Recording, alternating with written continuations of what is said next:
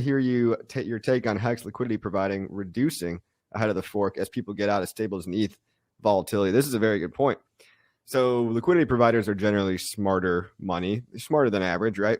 And they know that in order for all their liquidity positions not to get eaten up by the automated market maker fixer bot, they need to pull out their liquidity in order to get their copies on Pulsechain and then probably redeploy it. So there's going to be a brief period of time where on Uniswap, on Ethereum, right before the fork, liquidity providers are going to be pulling their liquidity like crazy to the point where we could see maybe a 90% dip in liquidity, which means we could see, if somebody sells 1 million HEX, that could take the price to like 0.00001 temporarily we're talking seconds, like minutes, maybe hours, right? So all this stuff is going to get adjusted, but there's going to be this really chaotic moment where liquidity providers on Ethereum are rushing to pull out their liquidity in order to hold the money in their own wallets to get their free copies on Pulsechain.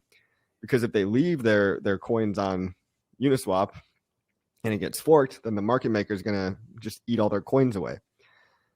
This is something to note, right? So just be careful, guys. Don't get scared if you see the HEX price chart go to like 0.0001. You're going to see the haters shouting from the rooftops and gleefully exclaiming, I told you so, rubbing their nipples and shit.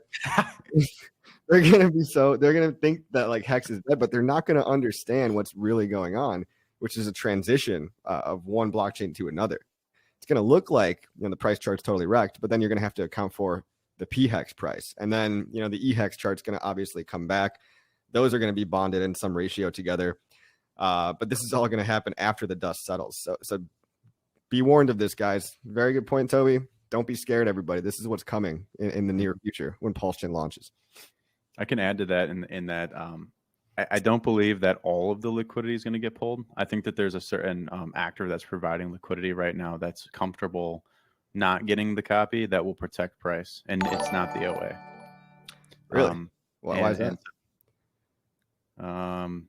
Is it you? Well, I'm not that big, but there's a block of liquidity in one of the pools. I'll give you that much. That if you go check it out, it's been there for over 600 days and it's not moving.